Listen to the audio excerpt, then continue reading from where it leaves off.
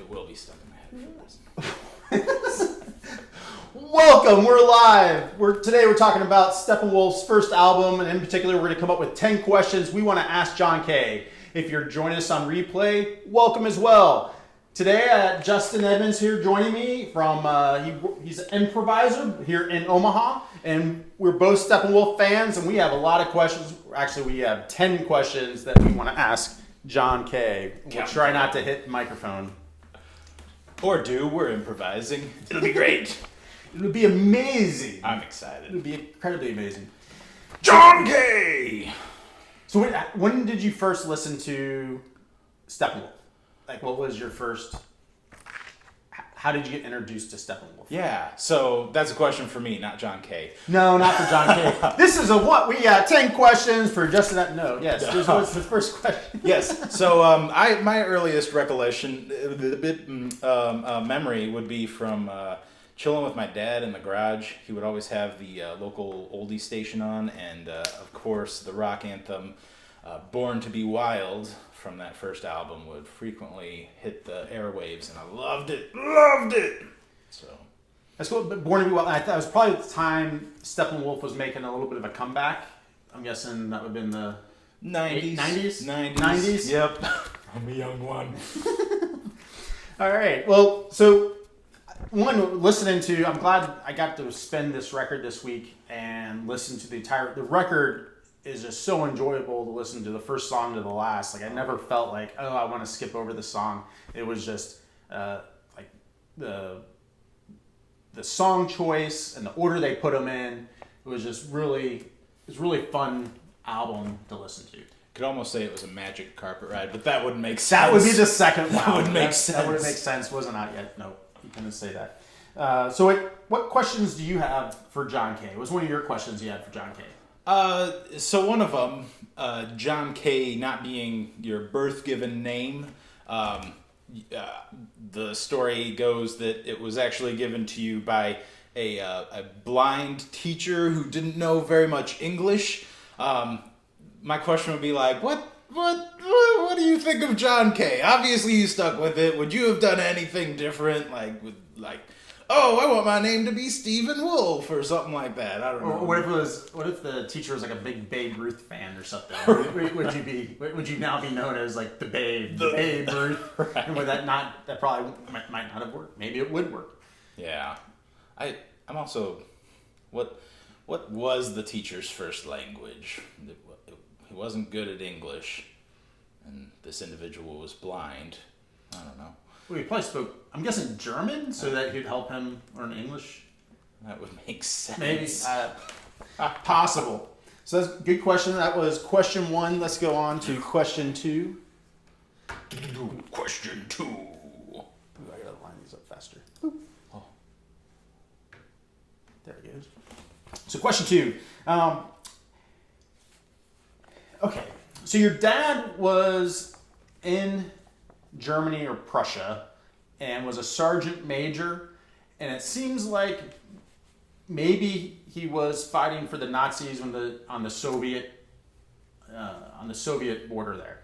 And so that was incredibly hard fighting out there. When you look at what the Soviets, how many Soviets died in that conflict, how many Germans died in that conflict on the border. That was just incredibly tough fighting. But how much do you ever think about maybe my dad was on the wrong side and the sins of the father, like as the son, like you have some responsibility to do well. Was that ever a driving force in your career of I need to make up for maybe something my dad did? Yeah, that's a good question. Like, is it, Dad was kind of bad with what he did, so I'm going to change the world of rock and roll? Or was his dad just really good at being a sergeant major? And that's where he was, so I'm a sergeant major now. Yeah. Yeah. Yeah, it gets toughy there. So I was just like, so if back in 1967, as you're you have the sparrow. You seem driven.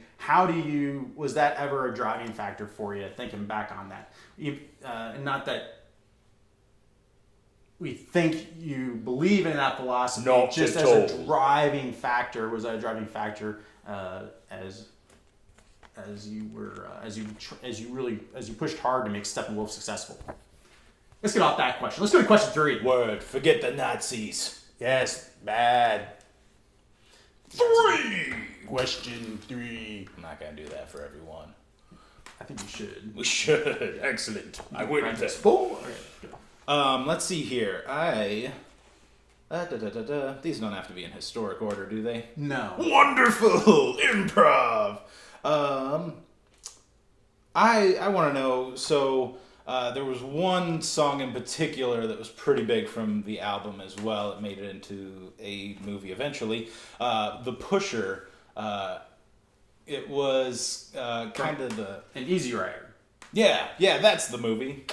But it fell victim to censorship, particularly in one instance. You guys went to do a show, and you were met by the police and the fire marshal for some reason, you say, and they said, "These are the songs you can't sing." And the Pusher, because it has "goddamn" in it. Can I say that live? I don't know. Yes, I think okay, good. I'm just making sure. YouTube hasn't censored us yet. Oh, wonderful. What coming out of your life fleeing from Germany, which I imagine was a very censored country at the time, what was this kind of shocking to come across this kind of censorship in a country known for its freedom of speech?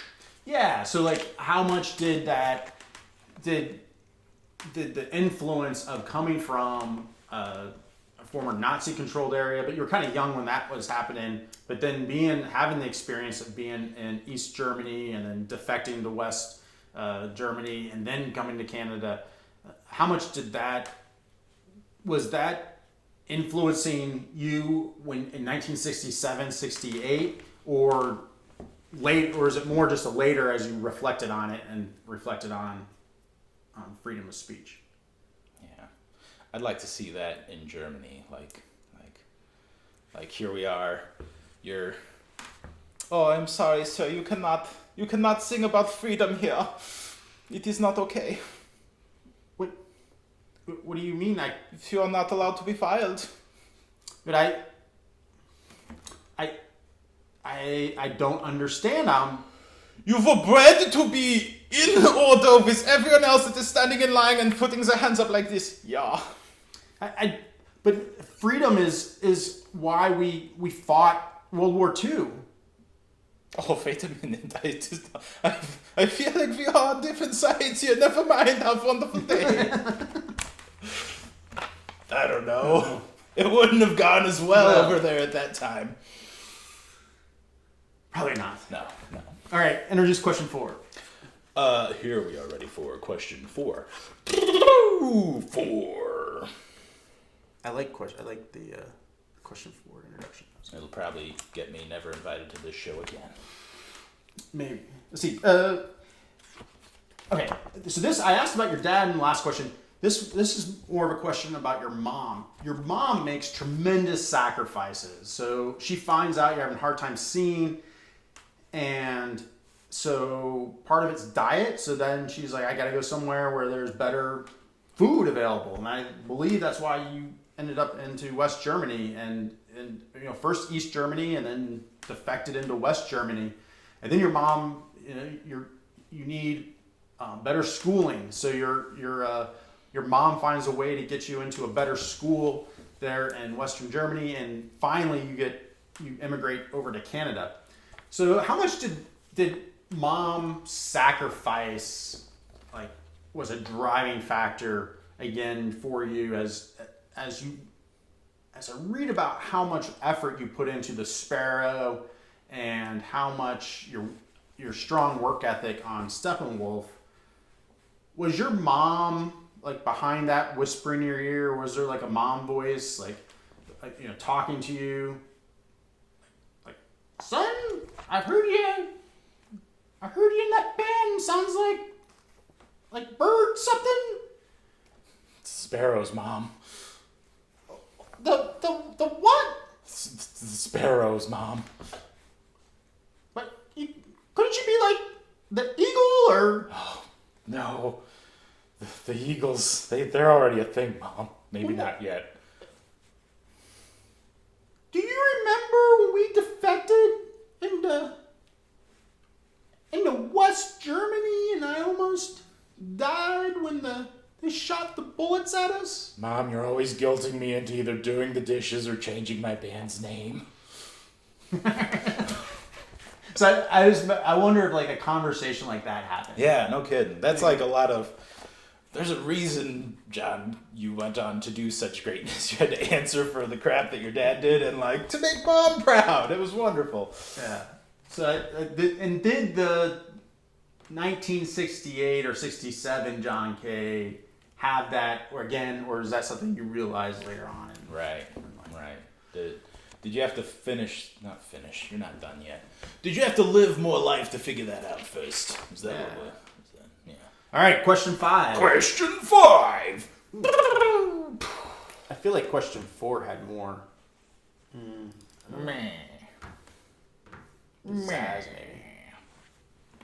What should I use as 5? Let's see here. Let's go with one of your biggest idols, I guess, would have been Little Richard.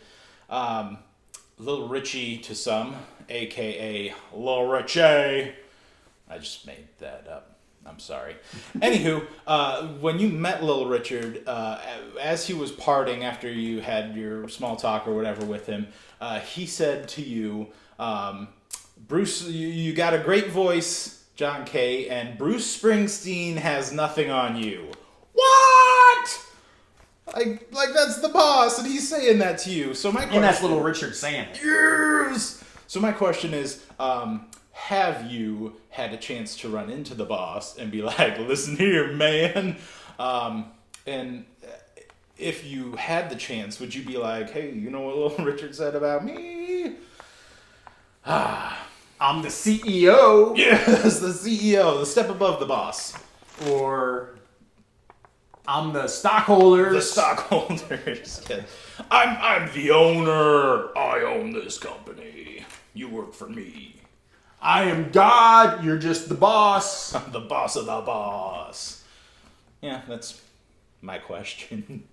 You can write back to me at justinedmondsin.omaha.com. That's justinedmondsin.omaha.com. It's a letter and a email. Whatever. Let's go to question 6. Question 6. This is 2 hands. We're going fast. Let's see. Question 6. I'm not very deep, man. Question 6. Question 6.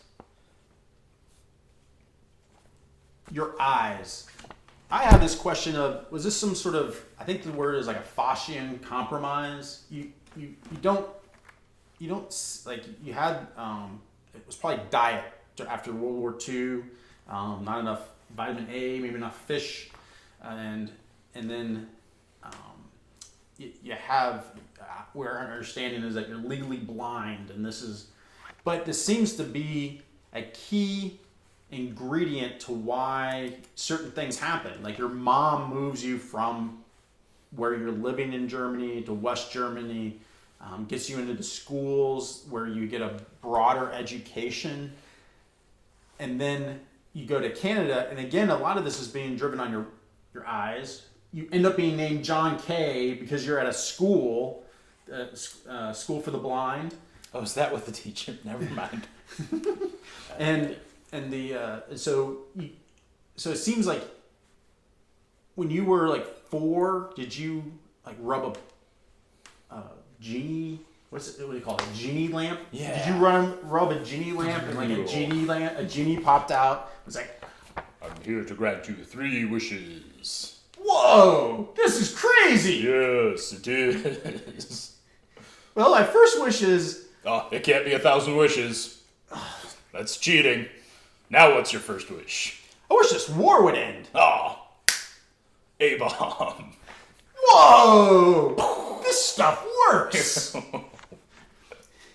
Any more wishes? I wish I knew how to make a radio. Aw. Make a radio or make it to the radio? I just want to make a radio. I heard this is good music. Well, my friend Johnny's got a radio.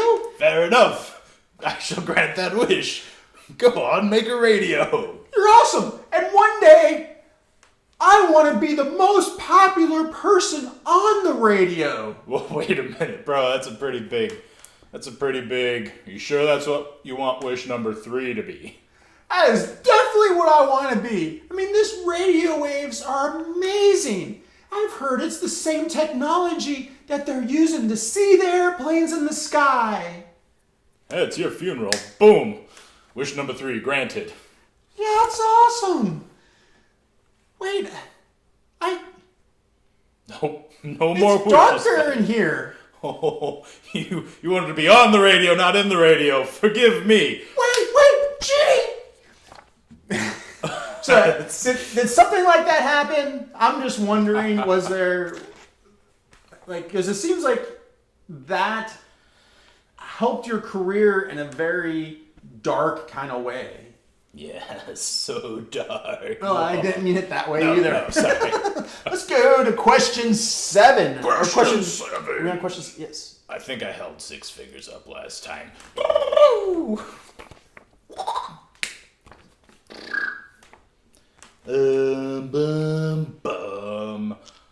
I think we all know the biggest hit from that first album was in fact Born to Be Wild.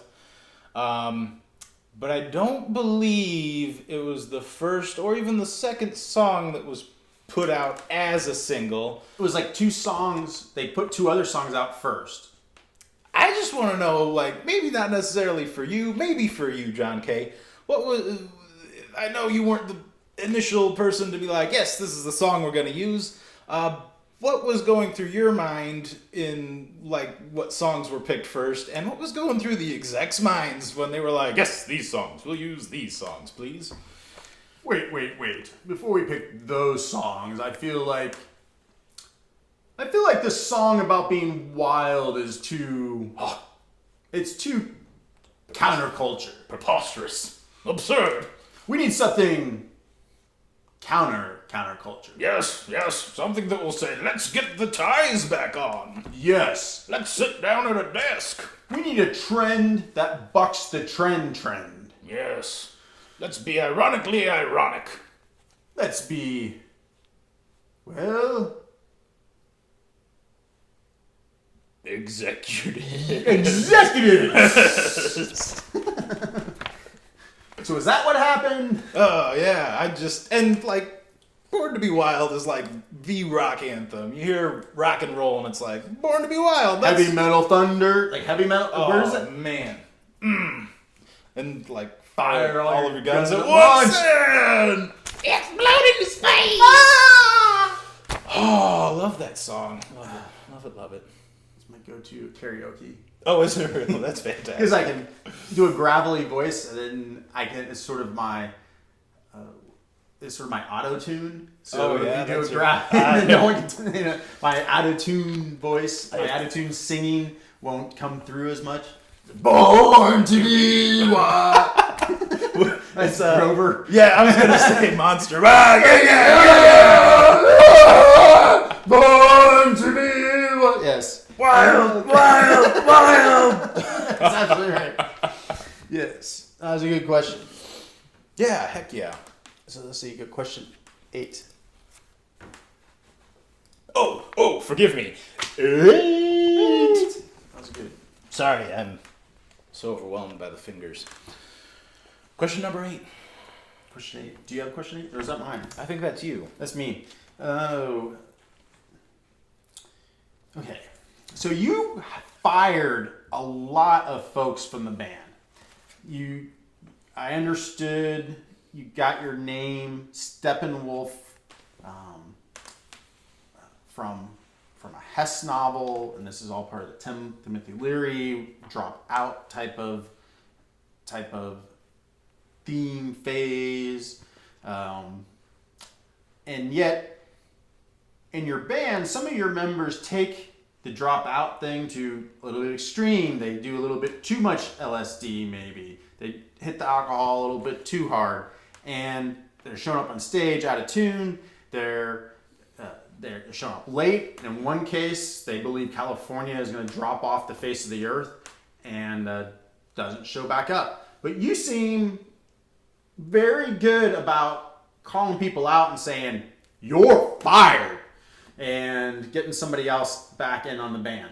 So my question is, should have you have been the host of The Apprentice all along? That's the real question. Would we now have John Kay as a president? Yes. If he were the host of The Apprentice. Wait, would John Kay be a better president? Oh.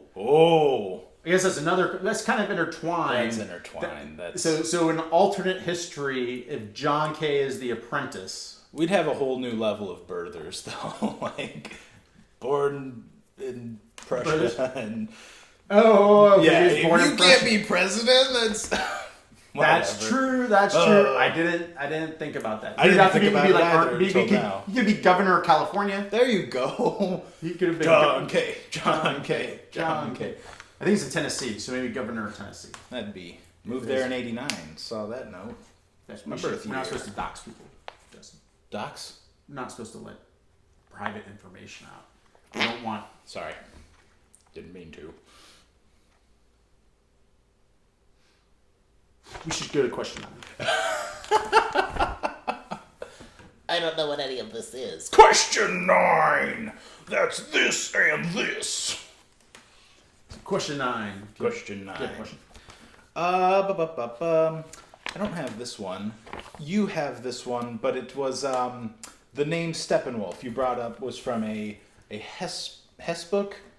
Yes. And I want to know, it was, who did you say it was that that initiated, hey, this should be the name. This should be the name. The manager. The manager was Yeah. like, yeah, I'm reading this book.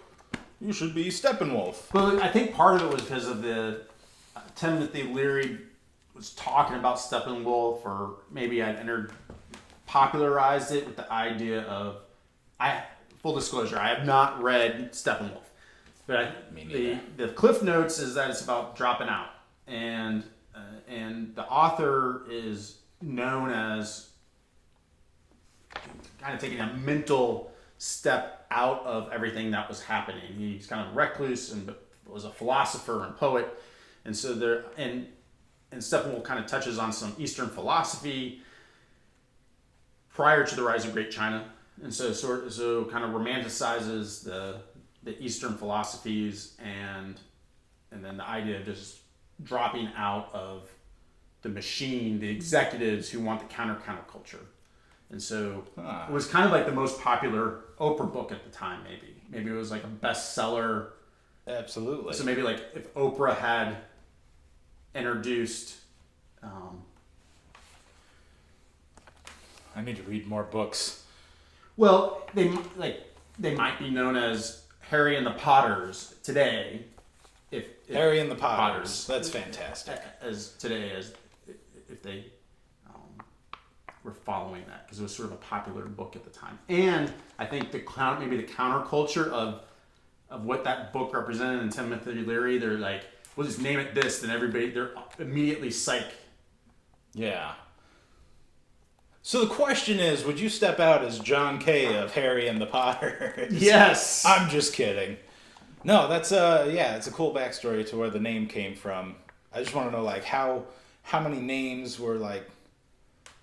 Oh, was there like a chalkboard? Were you like, oh no, we're gonna be Post-its weren't invented, so how did you even do this? Like, people didn't have like what was the process of? Oh, we have to chisel the name into stone. I'm just kidding. Yeah. So was it? What names were initially? I'm still stuck on the Post-it thing. Like The Post-it they have chalk. There we go. Let's jump to coming up with the name Steppenwolf. I think our names should be a-holes, because everybody needs an a-hole in their life. Yeah, man, the a-holes. Or love. Because everyone needs love in their life. Man, I can't do that right now. I Fine, we could be...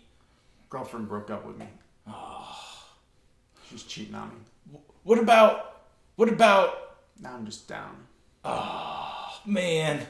You're really stepping on my wolf, man. I don't mean to step on your wolf, man.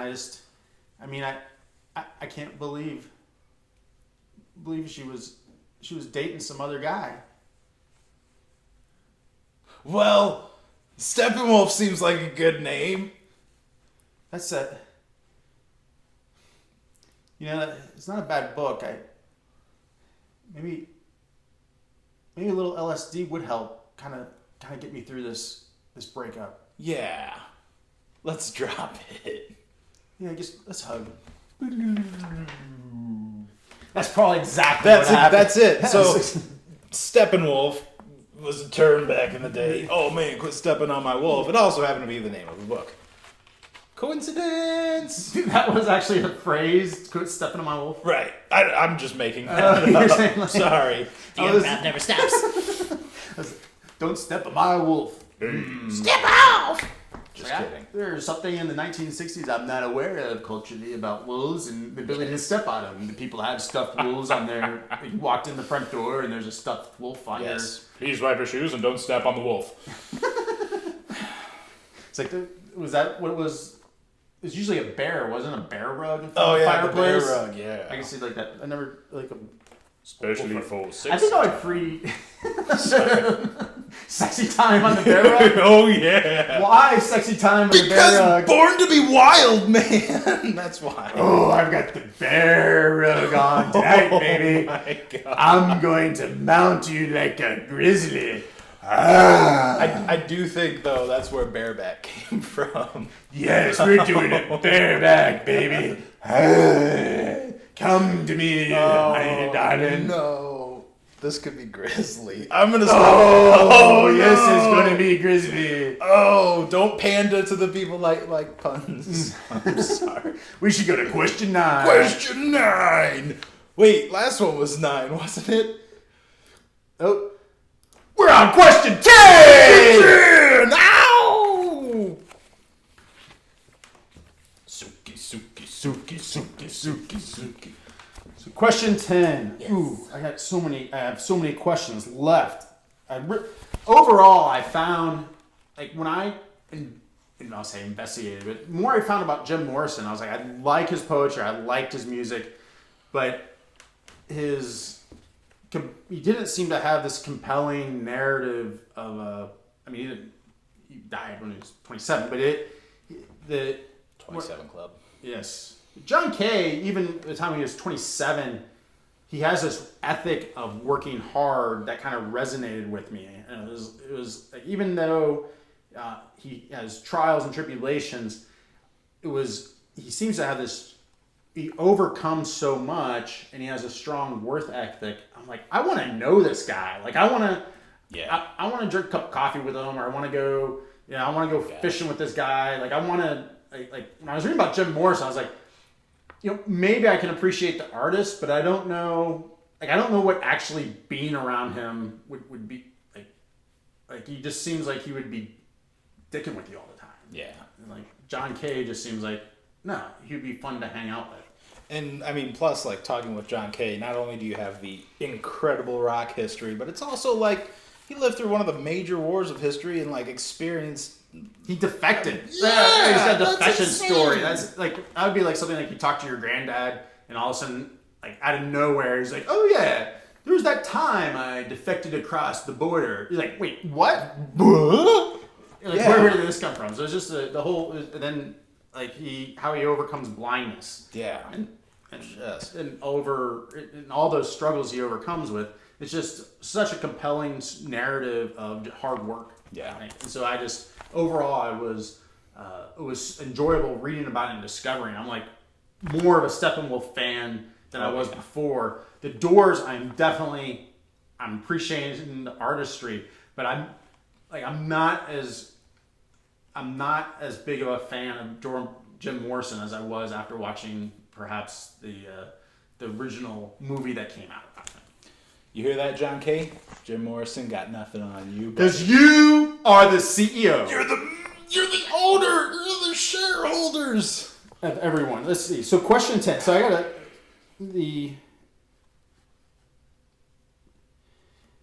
So you have the Sparrow, and they release some singles off the Sparrow, but it doesn't sound like it sounds like that. And so had the music not sound like that and sounded more like your live club music, did you feel like when you're in 1967, did you feel like the Sparrow would have made it on the charts? And if you felt that way, I guess this is kind of a two-part question. If you felt like it would have cheater, like if they would have played your live music, did the death of Sparrow, the band Sparrow, also become a driving factor on Steppenwolf on saying, okay, here's what we got to do to make it work. When you needed to fire someone, you needed to fire. Like how much because it seems like you worked so hard on the Sparrow. The death of that, like how much did that affect you in your 1968 self? Yeah, I can't even imagine. Like I'm so passive aggressive. Like I can't tell a roommate to do dishes, let alone fire them from a band. Oh man, that'd be. See, like your dishes there's like mold growing on them. Right. Like you're sitting there. It's like he will eventually do the dishes. Like maybe if I run some hot water on them for a while, he'll think, oh, they look a little cleaner. Maybe I'll finish the job. Man, can you turn that hot water off? I can't listen to the music. Yeah, that's fair. What if I just pour some soap on them? Dude, you're making noise again. My loud soap. Just throw. Are you just trying to piss me off? I'm sorry, man. Just want you to do the dishes. I didn't mean it. You don't have to do them now. I'm telling you, just throw those dishes out. We can buy new ones. Okay.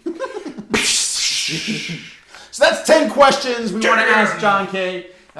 Overall, thanks for joining us. If you watched the whole thing, if you like this, please subscribe. If you have a question for John Kay, please leave him a comment and subscribe and give us a thumbs up. Or put a comment if you got a question for John Kay. If you are John Kay, you're the CEO. You the CEO, man. You're the CEO. You're the real MVP.